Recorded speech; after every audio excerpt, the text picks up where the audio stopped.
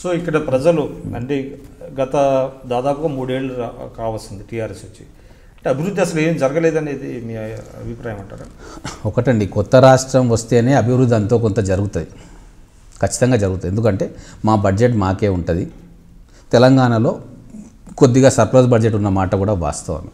అయితే మేము అనుకుంటున్న అభివృద్ధి వీళ్ళు చేస్తున్న అభివృద్ధి ఒకటి కాదు. అది ఎలా సాధ్యం అంటే తెలంగాణ వాదులు చాలామంది అనుకుంటుంది ఏంటంటే తెలంగాణ వస్తే ఈ విధంగా ఉండాలి అనేటువంటిది వాళ్ళకు ఒక విజను లేకపోతే అట్లా ఉంటుంది.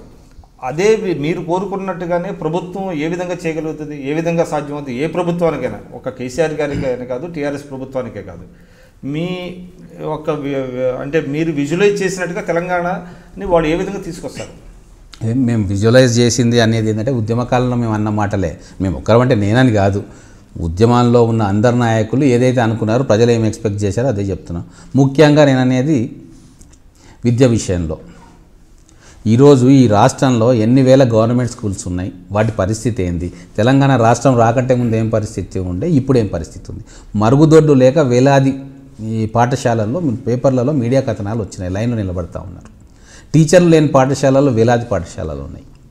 16,000 టీచర్ల పోస్టులు ఖాళీగా ఉన్నాయి. వాటిని మనం సక్రమంగా ఉన్న ఇన్ఫ్రాస్ట్రక్చర్ని యూజ్ చేసే బదులు కొత్త ఇన్ఫ్రాస్ట్రక్చర్ క్రియేట్ చేస్తా అని నేను అంటూ ఉన్నాడు. కొత్త ఇన్ఫ్రాస్ట్రక్చర్ క్రియేట్ చేస్తే మంచిదే, మొదలు ఉన్నదాన్ని సరి చేసుకోవాలి కదా. విజ్ఞుడైన పాలకుడు ఏం చేస్తాడు, మన దగ్గర ఉన్న రిసోర్సెస్ ఎంత, దాన్ని జుడిషియస్గా ఎక్కడ పెట్టాలి, ఏ ప్రాజెక్టు మీద పెట్టాలి అనేది మొదలు ఆలోచిస్తాడు. సగం కట్టిన బిల్డింగ్ను పూర్తి చేయడం గొప్పనా, పక్కన ఇంకో 10 అంతస్తుల బిల్డింగ్ శంకుస్థాపన చేస్తే అది గొప్పనా? అంటే ఒక విజనరీ నాయకత్వం అవసరం ఉన్న తెలంగాణలో కేవలం ఫక్తు రాజకీయాలను అనుసరించి రాజకీయాలు చేస్తున్నారు కాబట్టి భవిష్యత్ తెలంగాణకు నష్టం జరుగుతుందని మేము అంటా ఉన్నాం. ఇంకొకటి, ఈరోజు గ్రామాల్లో ఉన్న పేద ప్రజలకు కావాల్సింది ఏంది? వైద్యం. ఈరోజు వైద్యం అందుతుందా ఎవరికైనా?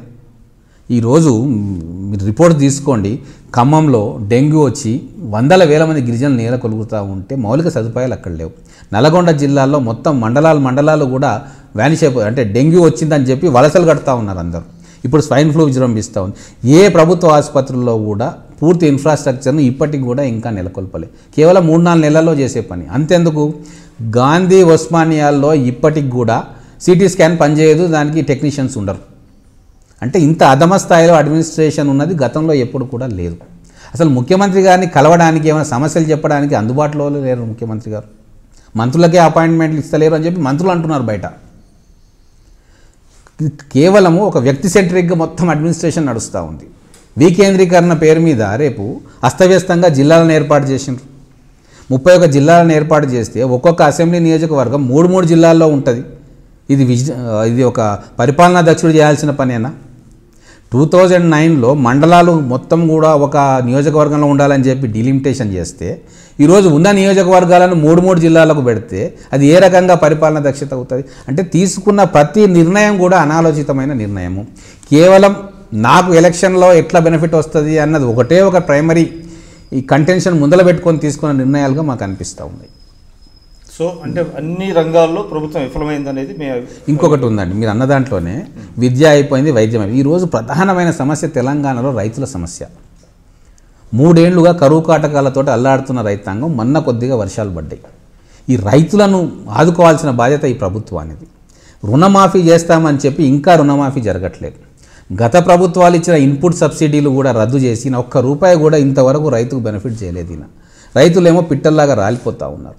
కేవలం మెదక్ జిల్లాల్లోనే ఈయన ఫామ్ హౌస్ చుట్టుముట్టున్న గ్రామాల్లోనే 100 మంది ఆత్మహత్యలు చేసుకుంటే కనీసం వాళ్ళ గురించి పరామర్శ చేసిన పాపాన పోలే, ఒక స్వాంతన వచనాలు పలికిన పాపాన పోలే.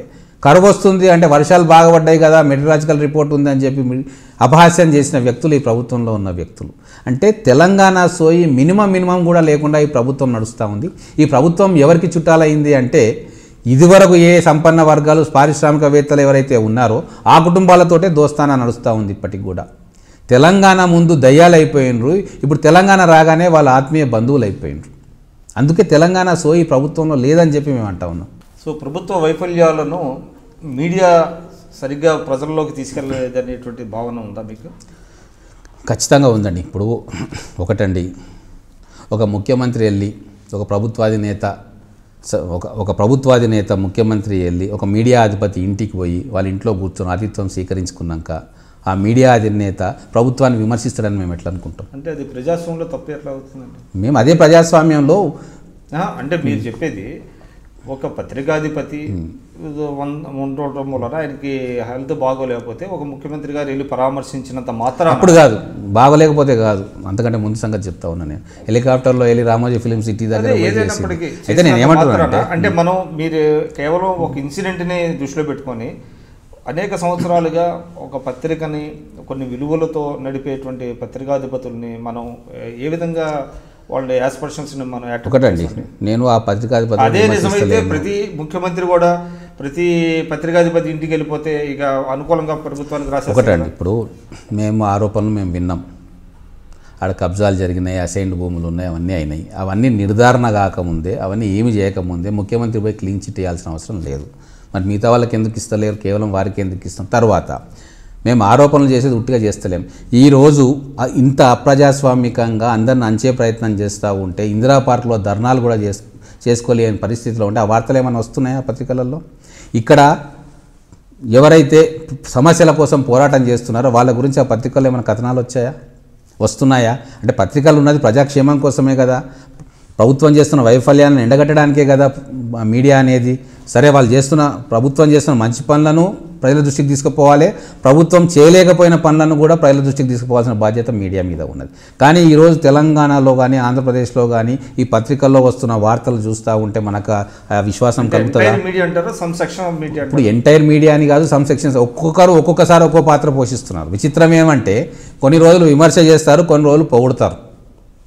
ఆ విమర్శ చేయడంలో ఒక మతలబు కనబడతా ఉంటుంది, పోవడంలో మతలబు కనబడతా ఉంటుంది. ఇప్పుడు తెలంగాణ ప్రజలు కానీ ఆంధ్రప్రదేశ్ ప్రజలు కానీ వెర్రివాగులు ఏం కాదు, రాజకీయాలు గమనిస్తూనే ఉన్నారు. ఏ ప్రభుత్వం ఎటు మారితే ఎట్లా ఏ పత్రికలు రెస్పాన్స్ ఇస్తాయి అనేది కూడా చాలా స్పష్టంగా అందరికీ అర్థం.